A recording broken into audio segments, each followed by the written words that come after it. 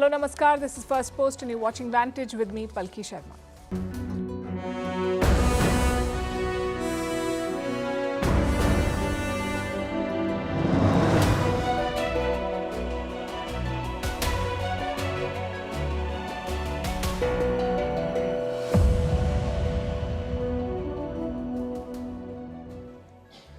Bangladesh is on the boil. The anti-quota protest has intensified. At least 32 people have died. Protesting students have called for a nationwide shutdown and rejected Prime Minister Sheikh Hasina's offer of talks.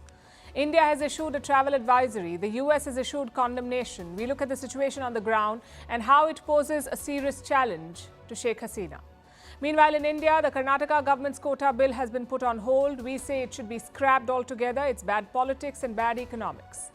In the US, Trump's running mate J.D. Vance takes the stage at the Republican National Convention. We'll tell you what he said.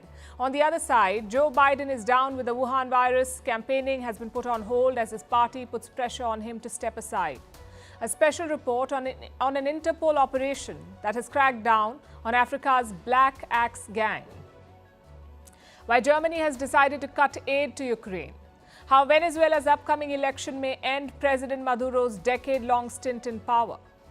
As Israel keeps bombing Gaza and the world keeps looking away, India calls for a ceasefire. We look at Netanyahu's game plan. What is a suicide pod? A futuristic dystopian contraption set to launch in Switzerland. And is MSG truly a threat to public health? We look at research that busts some long-held myths about this flavor enhancer. All this and more coming up. The headlines first.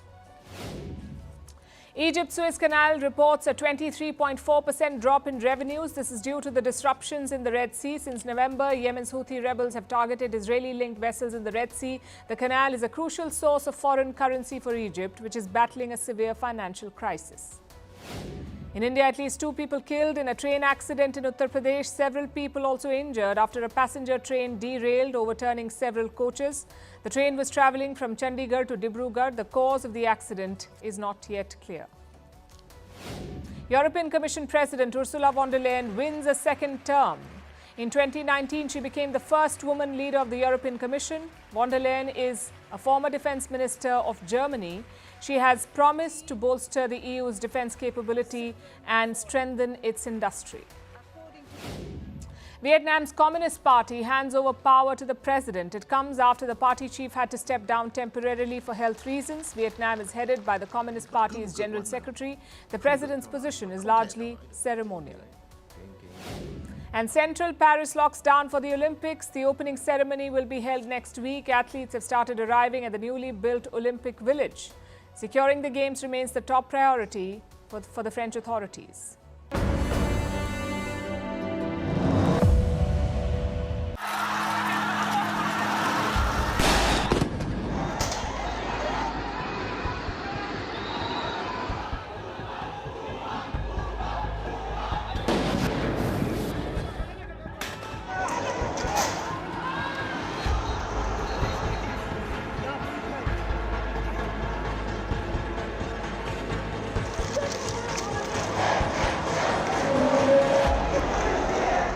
আমি প্রতিটি হত্যাকাণ্ডের নিন্দা জানাই।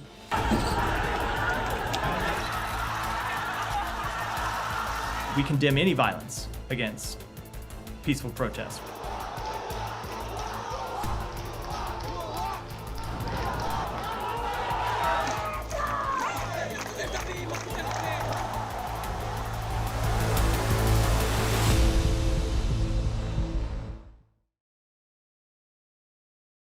Things are getting worse in Bangladesh. The protests are escalating. These are protests against job quotas. A lot of you have been writing to us from Bangladesh. We appreciate your emails, messages and comments, and we'll keep trying to show the full picture to the world. It's not a reassuring picture at the moment. There are armored vehicles on the streets of Dhaka. Riot cops are on the prowl. They're using tear gas and rubber bullets to repel protesting students. At least 32 protesters have been killed so far. More than 500 have been injured, and the death toll keeps rising. It was day 6 yesterday. In fact, the toll was 6 yesterday. It was 16 in the evening, and now it is 32. So the situation is spiraling out of control. Security forces have unleashed a brutal crackdown, yet the students are not backing down. Prime Minister Sheikh Hasina offered to negotiate with them, but the students have rejected it. They plan to continue the protest. The Prime Minister also addressed the nation on Wednesday. She condemned the student deaths. I seek forgiveness for the souls of those who have died. I express deep condolences to their family members. I firmly declare that those who carried out murders, looting, and violence, whoever they are, I will make sure they will be given the appropriate punishment. The threat has not worked. Hundreds of protesters gathered in Dhaka. Many of them carried a large stick. They set fires in the middle of the road, attacked public property, and faced off with police officers. Take a look.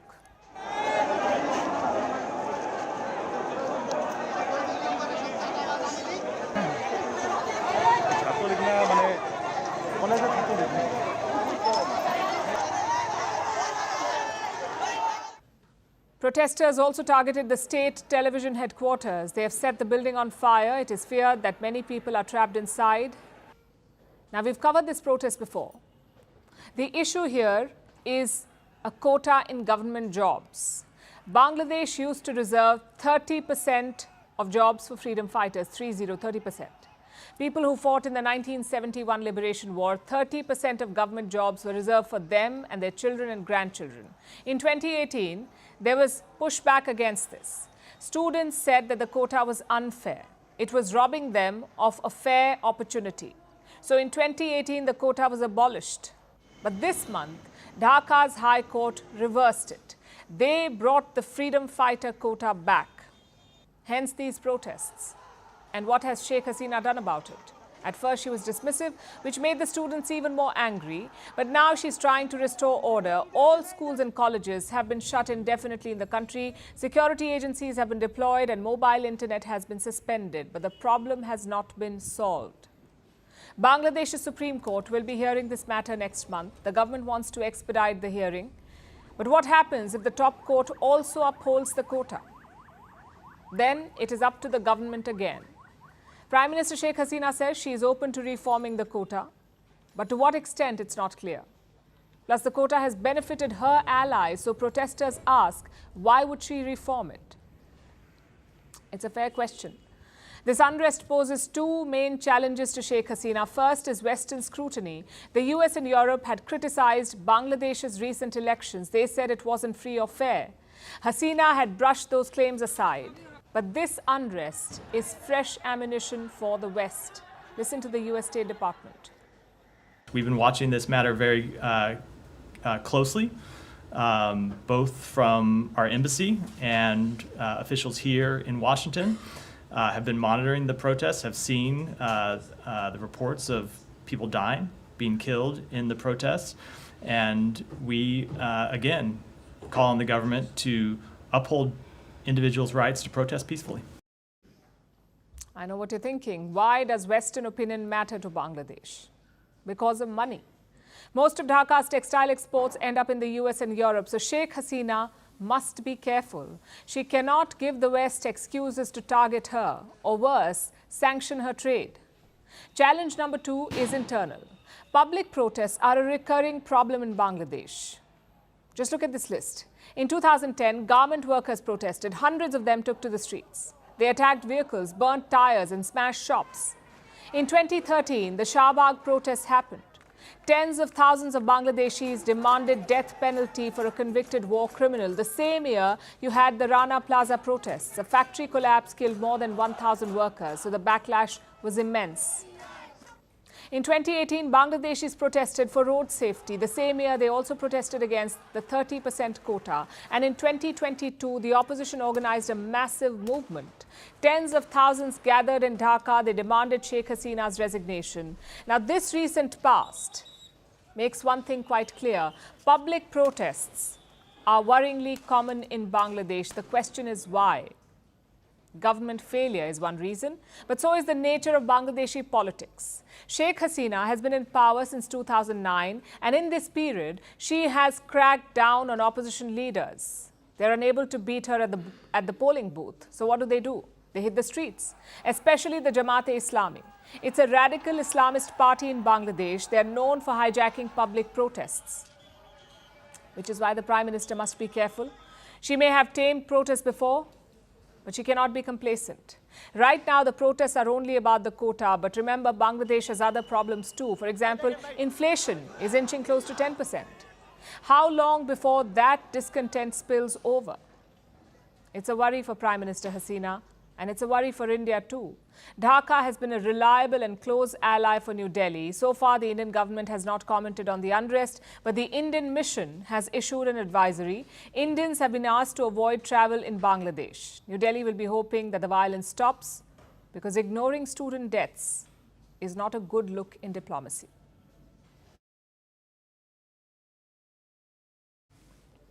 Speaking of India and quotas, we have some news from the state of Karnataka. It is home to India's Silicon Valley, the city of Bengaluru.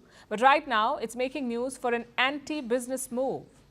A job quota in the private sector. For whom? Kannadigas, or the natives of the state. Now, a disclaimer first. The state government has put this bill on hold, but it's still important to talk about it, about why it's a really bad idea. First, the backstory. Regional identity plays a key role in Karnataka politics, a lot more than in other states. The 2011 census found that there are 3.2 million migrants in Karnataka. These are people from other states. 3.2 million, many of them live in Bengaluru. In fact, around 50% of the city's population is made up of migrants. Pro-Kannadiga groups do not like that. They say it's erasing the native identity. So the government, the state government, is capitalizing on that outrage. Now let's talk about the bill. It was cleared by the cabinet, the state cabinet, on Tuesday. It has two major clauses. One, 75% non-management jobs must be reserved for locals. And two, 50% of management jobs must also be reserved for locals. What if qualified locals are not available? The bill says, find and train them. And who qualifies as a local? Someone born and living in Karnataka for 15 years. They must be capable of reading, writing and speaking Kannada. Now the problem here is obvious. Private companies chase profits. They look for the most qualified candidate, not the minority candidate, not the local candidate, only the best candidate. If you stop companies from doing that, they will lose money and eventually they will leave. That's what a body of software companies has said. Listen to this. I'm quoting, "This bill will hamper the growth of the industry, impact jobs and the global brand of the state. The bill threatens to drive away companies and stifle startups." Neighboring states sensed an opportunity here, like the state of Andhra Pradesh. Their government started wooing software companies. They said, leave Karnataka, come to Andhra Pradesh. And the pushback worked, because the Karnataka government has now put the bill on hold. They're saying the policy will be reviewed. But let's hope that it's shelved forever, because such quotas are dangerous for the country. They have three main problems. First is the legal problem. Other states have also tried local quotas. Andhra Pradesh, for one, tried it in 2018. They wanted to reserve 75% jobs in a certain salary bracket. The court said it may be unconstitutional. The state of Haryana tried it in 2020, but this time the court went a step ahead. It struck down the quota for locals. So such moves have not stood the test of law, and India's constitution is quite clear about this. You can live and work anywhere in India, anywhere in the country. No government can infringe on that right. So that's the legal challenge. The second problem is financial. If you tell companies who to hire, they will push back. If you meddle too much, they will leave. As simple as that. But the third problem is arguably the most important problem, the political problem. Quotas for locals is a Pandora's box. It opens the door to chauvinism and hyper-regionalism. Yes, we must protect regional differences and identities, but not by excluding fellow Indians. Consider this. We said that 3.2 million migrants live in Karnataka. 3.2 million Indians from other parts of the country live in Karnataka. But 2.5 million Kannadigas also live in other states. How would they feel if those states implemented a similar law? If they were kept out of jobs? And don't get me wrong, Kannadigas have every right to a fair share of their state's prosperity. But it's the how that matters. You must invest in education and health. You must train your students. You must prepare them to be employed. That's how you protect the local population, not by keeping others out.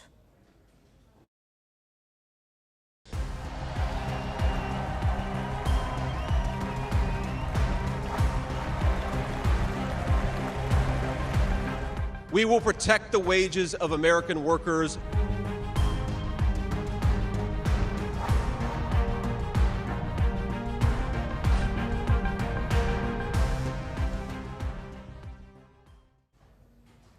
It was day 3 of the Republican National Convention, and for a change, the focus was not on Donald Trump. It was on his running mate, J.D. Vance. He was nominated by party delegates earlier this week, and on Wednesday he accepted the nomination. Then came the speech, arguably the most important moment in Vance's career. In front of him was a packed stadium. Thousands of Americans were also watching at home, so J.D. Vance had to deliver. He was introduced on stage by his wife, Usha Vance. Take a look at this. When J.D. met me, he approached our differences with curiosity and enthusiasm. Although he's a meat and potatoes kind of guy, he adapted to my vegetarian diet and learned to cook food from my mother, Indian food. Before I knew it, he had become an integral part of my family. It is my great privilege to introduce my husband and the next Vice President of the United States, J.D. Vance. How about that? Trump's running mate can cook Indian food. But he wasn't selected for that. Vance was picked for mainly 2 things: his working class background and his utmost loyalty to Donald Trump. So his speech focused on those 2 things. Vance talked about his difficult upbringing, his service in the US military, and his ability to deliver Midwestern swing states. Must have been music to Trump's ears. This moment is not about me. It's about the auto worker in Michigan, wondering why out-of-touch politicians are destroying their jobs. It's about the energy worker in Pennsylvania and Ohio who doesn't understand why Joe Biden is willing to buy energy from tin-pot dictators across the world when he could buy it from his own citizens right here in our own country. We will protect the wages of American workers and stop the Chinese Communist Party from building their middle class on the backs of American citizens. Mr. President, I will never take for granted the trust you have put in me. And what an honor it is to help achieve the extraordinary vision that you have for this country. It's a good contrast. Trump is a billionaire real estate mogul. He was born with a silver spoon, so it's hard for him to reach out to working class Americans, especially the undecided ones. And that's where J.D. Vance comes in. At 39 years of age, he's not a seasoned politician. In fact, his career in the US Congress started only 2 years ago in 2022. That's when Vance was elected to the US Senate. Yet Trump is betting on him. Do you know why? Because J.D. Vance has an excellent story to tell. Born in a poor family, raised by a mother who was addicted to drugs, fought in the Iraq War, and married to the daughter of Indian immigrants. It makes for an excellent campaign pitch. And that's what Vance did on Wednesday. In my life, I had a guardian angel by my side. She was an old woman who could barely walk, but she was tough as nails. I called her Mamaw, the name we hillbillies gave to our grandmothers. Our movement is about single moms like mine, who struggled with money and addiction, but never gave up. And I'm proud to say that tonight my mom is here, 10 years clean and sober. I love you, Mom.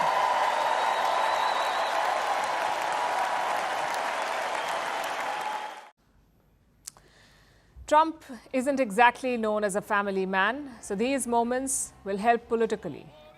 But let's look beyond his performance at the convention. What should the world make of Vance's nomination? How is the Biden camp reacting to it?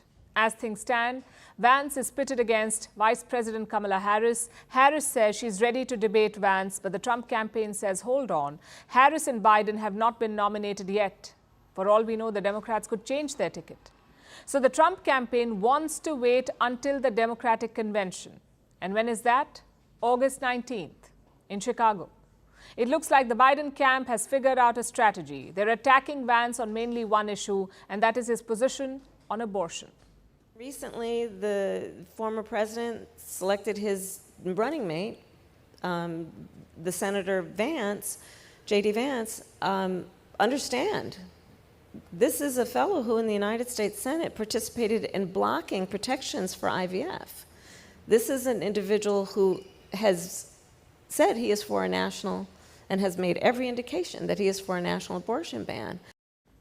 It's a good strategy. Vance has called for a nationwide abortion ban. He's even opposed exceptions in cases of rape or incest. That's more radical than Trump's position. He has since dialed down the rhetoric, but the Democrats are pouncing on it. So that's Vance and his domestic pitch. Now let's look at his foreign policy pitch. As Trump's running mate, his words carry weight. When J.D. Vance speaks, he speaks for Donald Trump, which is why his recent speeches are going viral. Vance recently took aim at the Labour Party in the UK. He effectively called them Islamists. Listen to this. I was talking about, what is the first truly Islamist country that will get a nuclear weapon? And we were like, maybe it's Iran, maybe Pakistan already kind of counts. And then we sort of finally decided maybe it's actually the UK, since Labour just took over. The UK's Deputy Prime Minister has hit back. She says Vance is known for saying fruity things. So that's one US ally already angry. But one US rival is also quite happy, and that's Russia. Vance has talked about cutting off military aid to Ukraine. Trump has called for peace negotiations. So Moscow is clearly betting on the Republicans. Their foreign minister praised Vance's position. He's in favor of peace, in favor of ending the assistance that's been provided. And we can only welcome that, because that's what we need, to stop pumping Ukraine full of weapons, and then the war will end. And then we can look for solutions. What about India? His connection is mainly via his wife. Like I said, she is the daughter of Indian immigrants. But beyond that, Vance has not said much. He may use the personal connection to woo Indian origin voters, but policy-wise, that won't really matter. So that was J.D. Vance's day at the Republican convention. Now the focus shifts to Donald Trump. He will be speaking later today. Reports say Trump will focus on unity after the assassination bid. I guess this convention has made one thing quite clear. Republicans are focusing on personal capacity and charisma. They've got two very colorful candidates in Trump and Vance. The Democrats cannot match that. So they're focusing more on policy. The question is, what will Americans prioritize? We're 4 months away from finding out. I think I'm the most qualified person to run for president.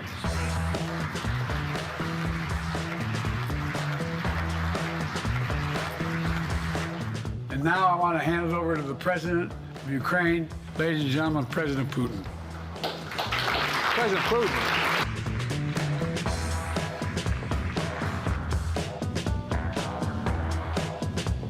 I know I'm only 41.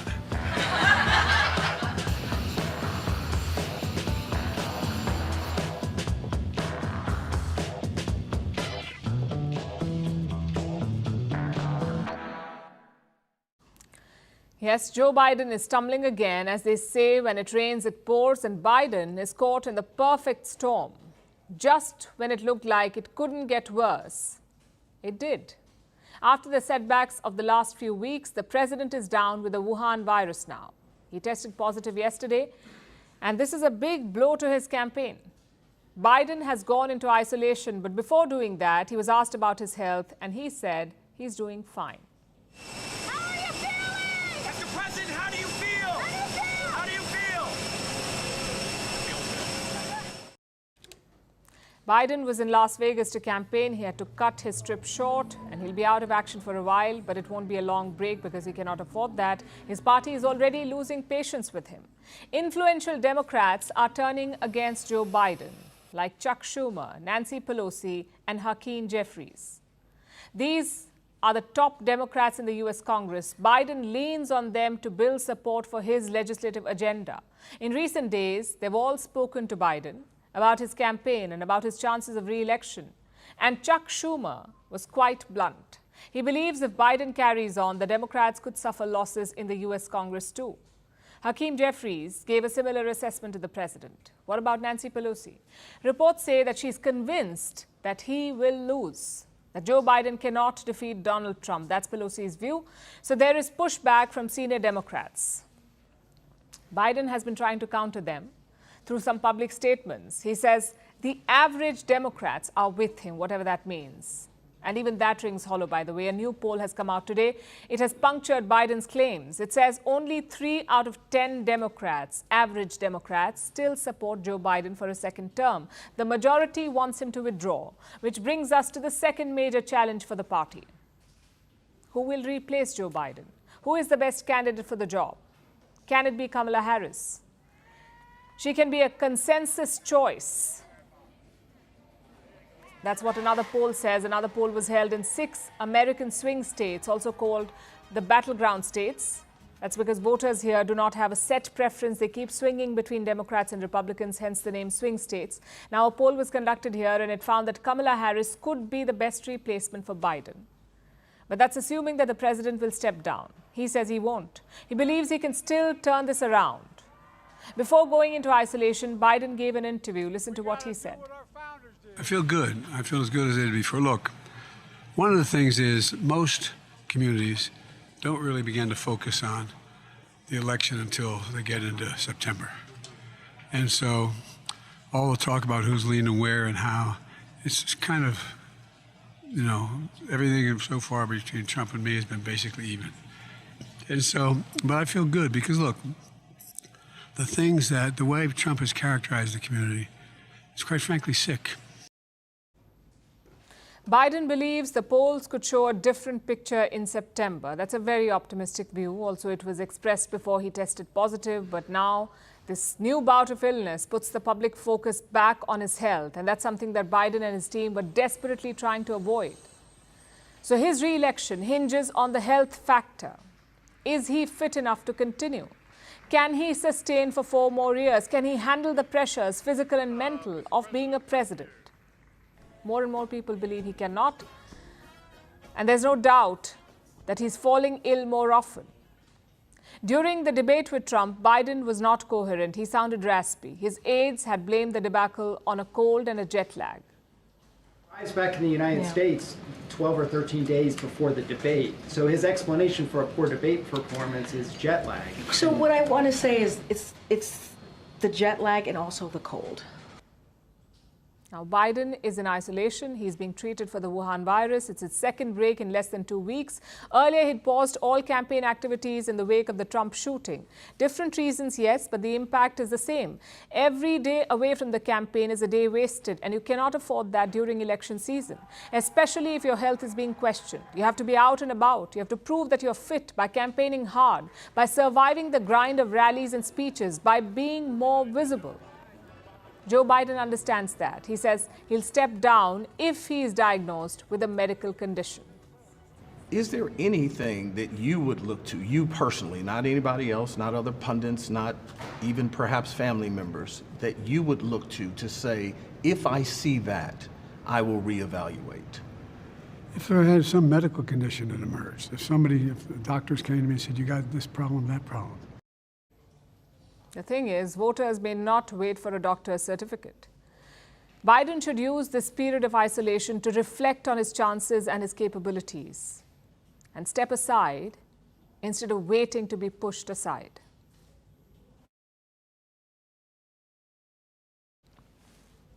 Our next story is about a police operation, a global investigation conducted across 5 continents called Operation Jackal 3.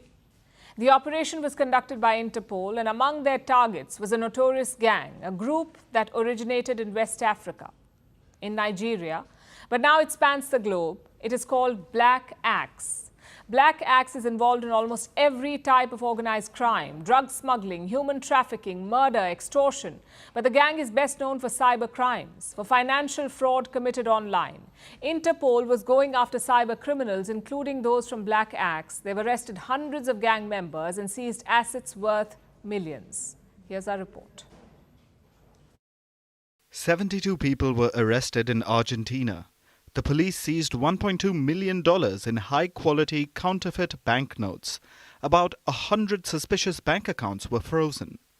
In Switzerland, the police arrested multiple suspects. They seized cocaine and about $49,000 in cash. In Portugal, a criminal recruitment network was dismantled. About 25 people were arrested. The police seized phones and computers which had details about money laundering schemes. In Ireland, there have been 63 arrests. 2 cars and stolen goods worth about $55,000 were seized. The police also confiscated more than $88,000 in cash and more than $250,000 in cryptocurrency. 4 different countries, dozens of people arrested, millions in ill-gotten wealth seized. What's the common thread? All of these police raids were part of a global operation called Jackal 3. The operation was conducted by Interpol. It's the 3rd operation of its kind, and the biggest one yet. But the target of the Jackal operations is always the same: cyber criminals, mostly linked to West Africa. Interpol's Director of Financial Crime said, and I quote, "The volume of financial fraud stemming from West Africa is alarming and increasing. This operation's results underscore the critical need for international law enforcement collaboration to combat these extensive criminal networks." And the most notorious network is a gang from Nigeria, from Benin City in the Edo state. It is known as Black Axe. It was founded in 1977 as a student fraternity in the University of Benin, Nigeria. It began as a Pan-African movement. But reports say that this changed over time. The group first became a cult, and then a global mafia, which specializes in cybercrime. It is also involved in drug trafficking and human smuggling. But Black Axe specializes in cybercrime. Business email compromise, or BEC in particular. This is when a scammer pretends to work for a legitimate business, either by creating a legitimate-looking company email ID or hacking into a real firm's email account. They contact potential victims with the business email IDs and demand payments. This type of crime has been on the rise. In 2023, almost $3 billion was stolen this way. And that's just the reported amount. A lot of people don't report cybercrimes, so the number could be much higher.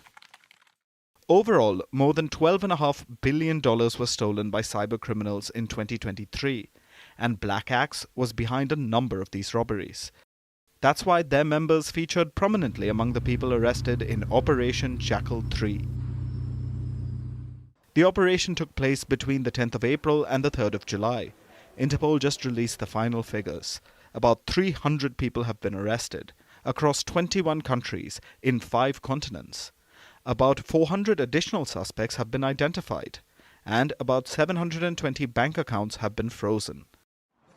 But is this enough? Because cybercrime has been growing exponentially, thanks to gangs like Black Axe.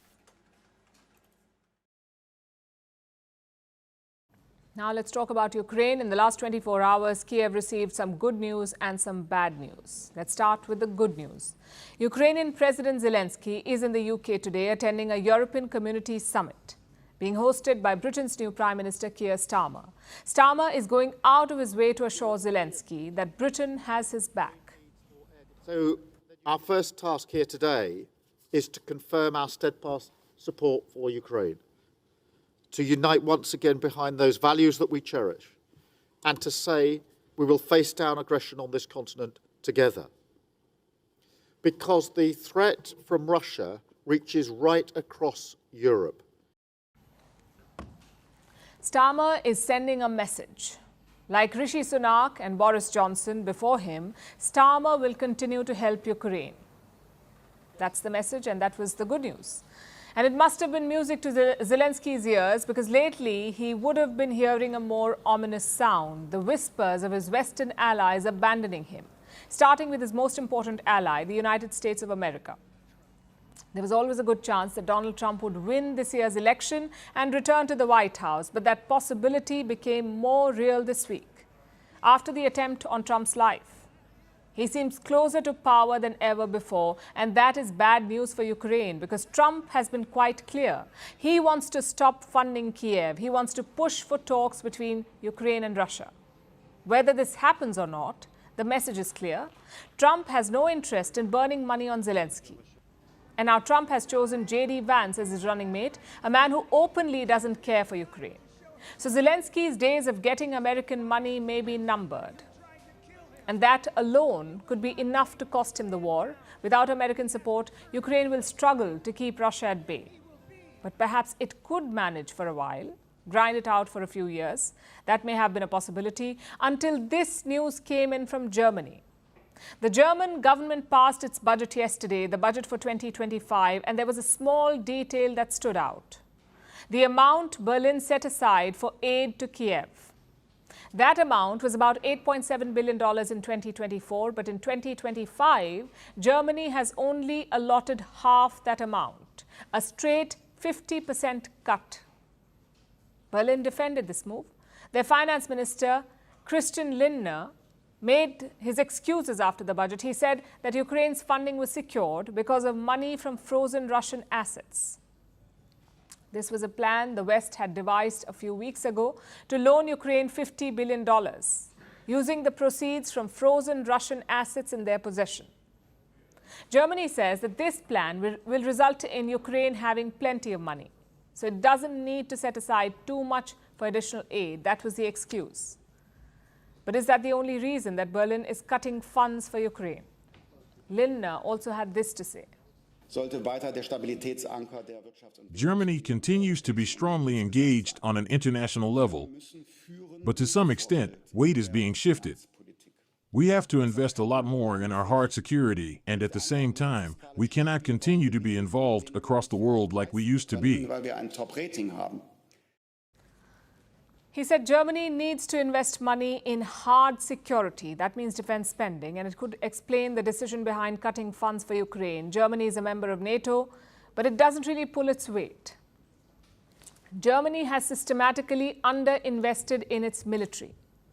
Berlin has gotten away with this for years, but it might not work anymore, especially if Trump returns to the White House, because Trump has been clear on this too. Every NATO member must contribute its fair share. They must spend at least 2% of their GDP on defense. That is what Trump wants. Now that his return seems imminent, Germany seems to be scrambling, trying to arrange the required funds from all available sources, including the money they set aside for Ukraine. This is another blow for Kiev, and it might not stop here. So the question is, if other NATO countries follow Germany's example, if they too pull aid for Ukraine, how long before Kiev capitulates?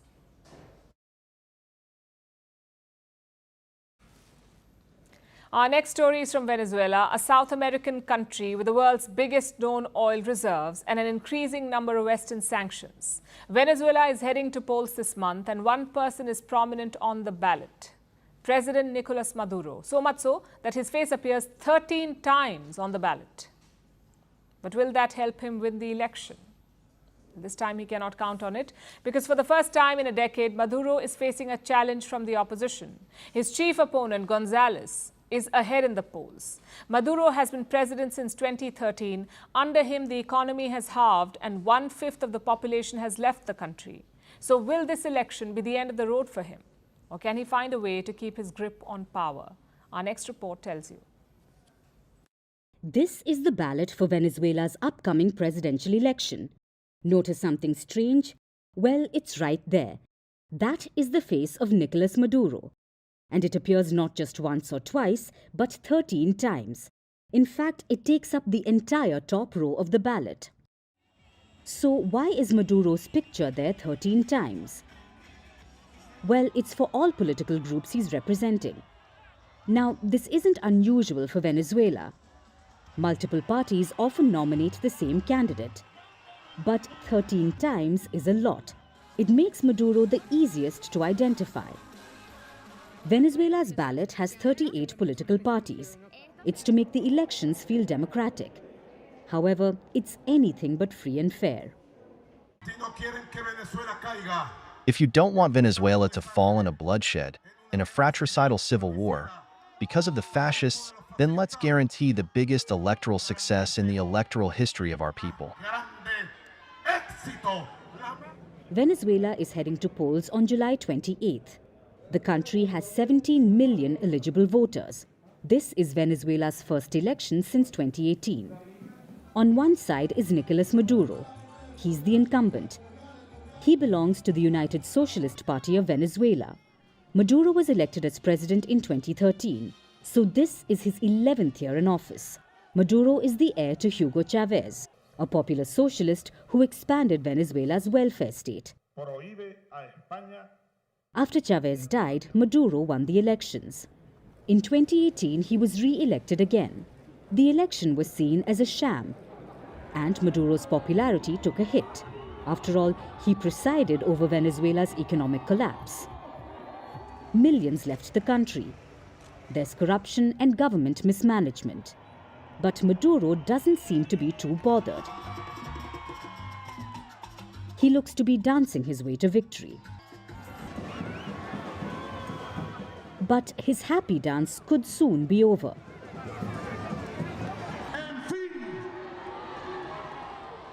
For the first time in a decade, Maduro is facing a credible challenge. And it comes from this man, Edmundo Gonzalez. Gonzalez started his diplomatic career as the aide to Venezuela's ambassador in the United States. His last post was as an ambassador to Argentina. Since then, he's become an international relations consultant. So how did Gonzalez become a threat to Maduro? It's because of Maria Corina Machado. She is a former lawmaker. In 2023, she emerged as the star of the opposition. She rallied millions against mismanagement. But Machado's name is not on the ballot. She was barred from running. So she has decided to back Gonzalez. Together, they're campaigning to defeat Maduro. Let's turn that desire of change into votes. I count on you and you count on me. Which brings us to the election itself. Will it be free and fair? Last year, Maduro held secret negotiations with the US State Department. He promised to hold free and fair elections. In exchange, Washington would lift its sanctions on Venezuela. But the deal is in jeopardy after Machado was barred. So while the election may not have a level playing field, Venezuelans are still optimistic. Polls show that Gonzalez is currently 20 percentage points ahead of Maduro. So he could win. But the government has had a long history of rigging elections. So will Maduro win another 6 years in office, or will the resurgent opposition assume power in Venezuela? Well, we'll find out by the end of this month. What happens when war becomes the new normal? When deaths are mere statistics? It's happening in Gaza right now. Every day we see the headlines. There are airstrikes on the Gaza Strip. Hundreds of people die. But Israel gives no explanation and the world doesn't condemn it. It just moves on to the next big event. How is that okay? It's been 10 months since this war began. 38,500 people have been killed. Tens of thousands do not have a home.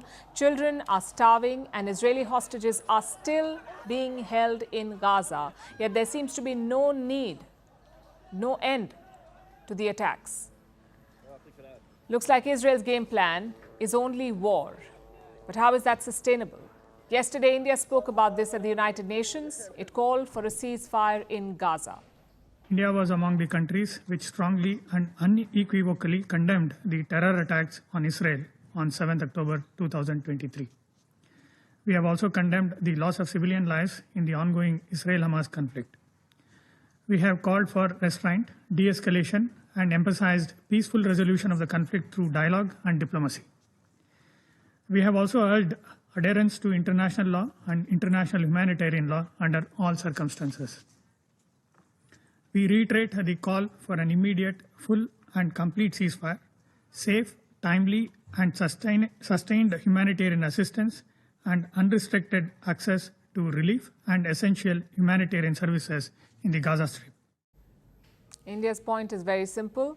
End the war, return the hostages, allow aid to pass and stop the killing of civilians.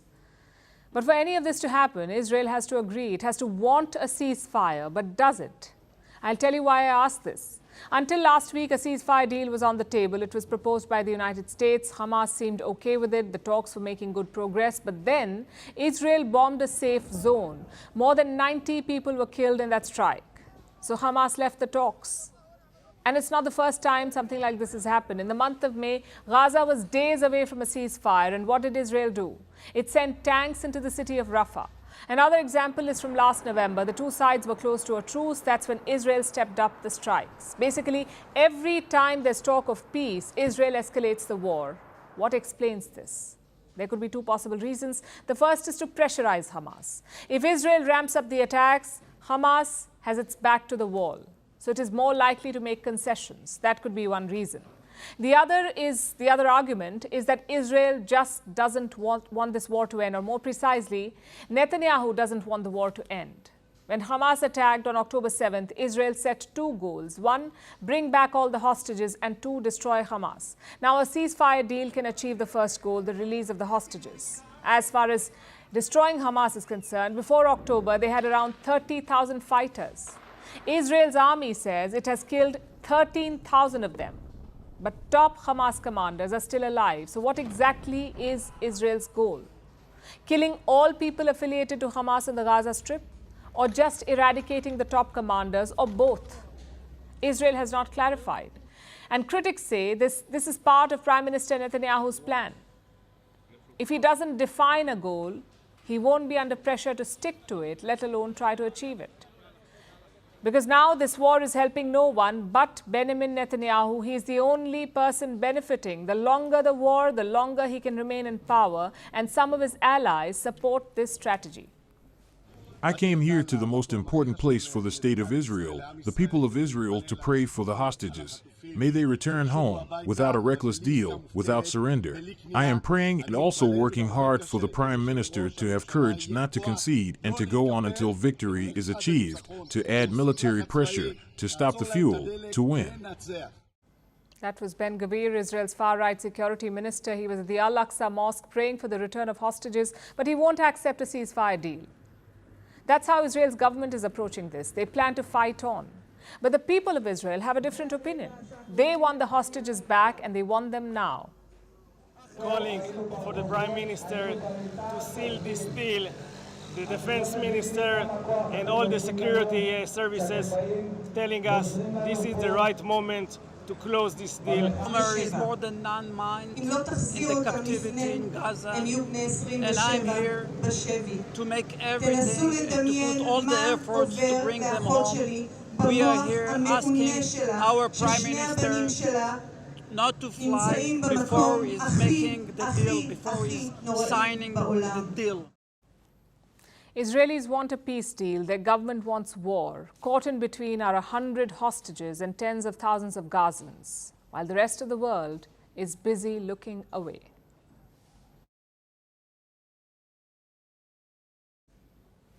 Technology can both amaze and horrify us. Our next story tonight is more about the latter, the horrific part, courtesy a new product on the market, a suicide pod. It is exactly what it sounds like. A pod meant to assist suicides. It is a futuristic-looking contraption. Once a person climbs into it, nitrogen gas will be released, oxygen will be eliminated, and within minutes the person will die, all at the cost of just $20. It is the very definition of dystopian. Understandably, the pod has received severe backlash. It has been met with calls for bans. But the makers are undeterred. They plan to launch the suicide pod in Switzerland. Here's a report. This is Sarko, the Tesla of euthanasia. At least that's what it's been dubbed, because this is a suicide pod. In crass but simpler terms, it's a portable machine to kill oneself. This is a futuristic-looking 3D printed machine. It was first unveiled in 2019.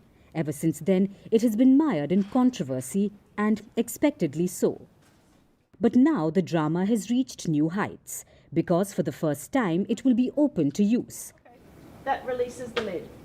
The lid is very light to touch, so it's very... The details are not clear yet, but the pod is expected to be launched in Switzerland and put to use in the coming months. Why Switzerland? Because of their law. Assisted suicide has been legal in the country since the 1940s. And there are two requirements. First, the person wishing to die must pass a psychiatric test. Secondly, the assisted suicide has to be performed by someone with no direct interest in the death. The procedure is straightforward. There are legal guardrails. This makes Switzerland among the best options for assisted suicide, not just for its own citizens, but globally.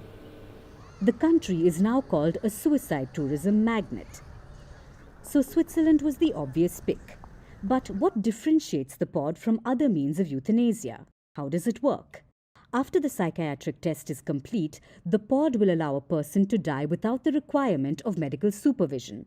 The makers say it will reduce the dependence on doctors. So they climb in to the capsule, they close the lid, they will be asked questions, and that part works. A few questions are asked to see whether they know what they're doing. Who are you? Where are you? What happens if you press the button? That allows the power to come onto the psycho, and then the person says, if you want to die, the voice says in the processor, press this button. The person presses the button. Immediately in the base, the generator, a large quantity of nitrogen is produced, which eliminates all of the oxygen in the actual capsule. Once the button is pressed, the expected time frame is 5 minutes before death occurs. The pod has been primarily built for people with serious physical illnesses. Plus, it's relatively cheap. It costs $20, so it's accessible. But the idea has invited more discomfort than praise. The pod has received severe backlash. This is a solution that we really don't understand, which is luxurious. We could call it that is the design, but it seems totally inappropriate to us.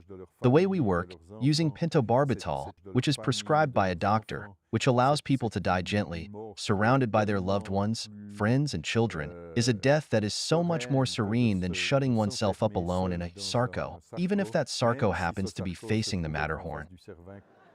Authorities have suggested that the device should be banned. They have called for severe punishment for those assisting the suicide and the inventor. Critics call him Dr. Death. But the inventor is sticking to his guns, or pod, in this case. It's not just some medical privilege for the very sick. It's a fundamental human right. If you've got the precious gift of life, you should be able to give that gift away at the time of your choosing. So that's the logic, returning a gift. But one thing that takers should know is once a decision is made, they won't be able to change their minds. Because once you press that button, there's no going back.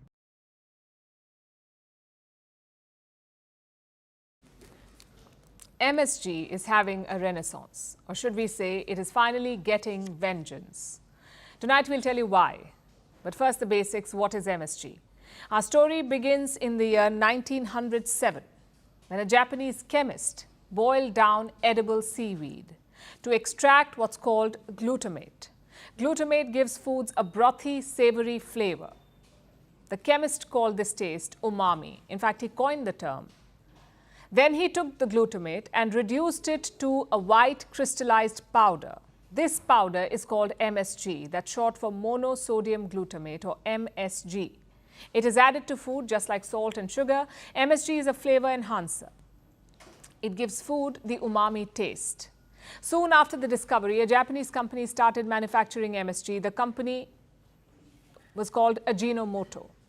Now, Ajinomoto is to MSG what Xerox is to photocopies. They become synonymous. The product has become synonymous with the brand. So MSG was being mass-produced. It was winning awards. As a prized addition to middle-class kitchens, it was a global hit. But the trend did not last. In the late 1960s, a US doctor ate Chinese food at a restaurant. He experienced palpitation, weakness, and numbness in his neck, and he blamed MSG for it. He also wrote an article about it in a medical journal. Now remember, this was a letter. It was not a study, not a report. He made a correlation and wrote about it, and he called it the Chinese restaurant syndrome. Now you know the rules. Give anything a funky name and it takes off. The doctor's words had a ripple effect. The world over, restaurants swore off MSG. People blamed it for their discomfort. Other researchers jumped on the bandwagon and substantiated this claim. Soon, MSG was the new public health villain. So in a gist, there was a teaspoon of medical legitimacy, a tablespoon of assumption, and a dash of racism. This was a recipe for disaster. But about half a century later, vindication finally came, and it was sweet, or shall we say, it was high in umami. Decades of scientific trials have failed to prove that MSG sensitivity exists. Newer and more extensive research says this ingredient is safe. There is no evidence that says otherwise, no links that connect MSG to any serious negative reactions. Experts say the ingredient was wrongly maligned, and governments around the world have listed MSG as safe. This is not to say that all the claims were bogus. People can be sensitive to MSG, just as they can be sensitive to any food. They can experience headaches, chest pains, or numbness when consuming high levels of this ingredient. But even then, such reactions are rare, they're typically mild, and they go away without treatment. So experts say MSG is not dangerous. In fact, it may help you. It contains about 12% sodium. Salt, on the other hand, has 40% sodium. Now let me state the obvious. Nearly everyone on the planet consumes too much salt. On average, double the advised intake. According to the World Health Organization, if salt intake is reduced, 7 million lives can be saved by 2030. And scientists agree. In fact, they have a ready replacement in mind and no points for guessing, yes, it is MSG. MSG is not the perfect replacement, but the right amount of intake can reduce salt consumption by between 20 to 40%. So if we believe recent studies, MSG is a promising salt replacement, which is a relief and a reason to celebrate for MSG fans, because until now their love affair was forbidden. MSG had a bad rep, so it had to be kept under wraps, but not anymore. Chinese fried rice, Vietnamese noodles, even popcorn. MSG is elevating flavors across dishes. It is a rage on TikTok, where users are happily adding it. Celebrity chefs are championing it. Restaurants are serving MSG martinis and putting MSG shakers next to salt and pepper.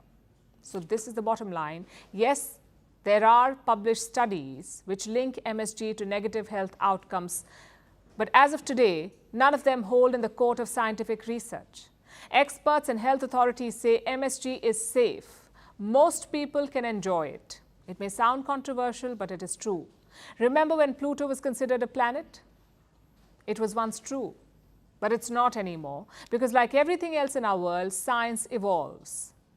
So go ahead and enjoy your fried rice and noodles, because the biggest challenge for MSG is not scientific, it is cultural.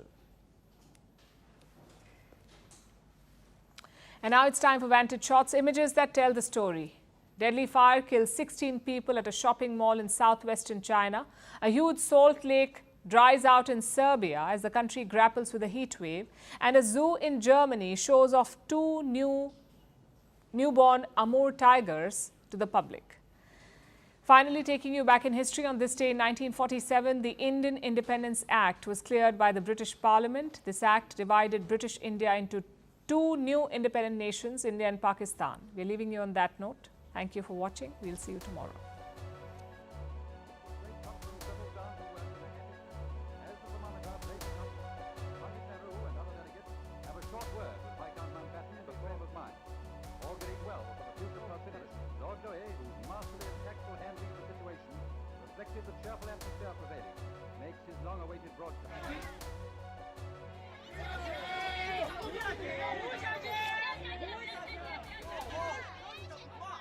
Top 排的还是在高山，我是俺们的，真的是，哎呀。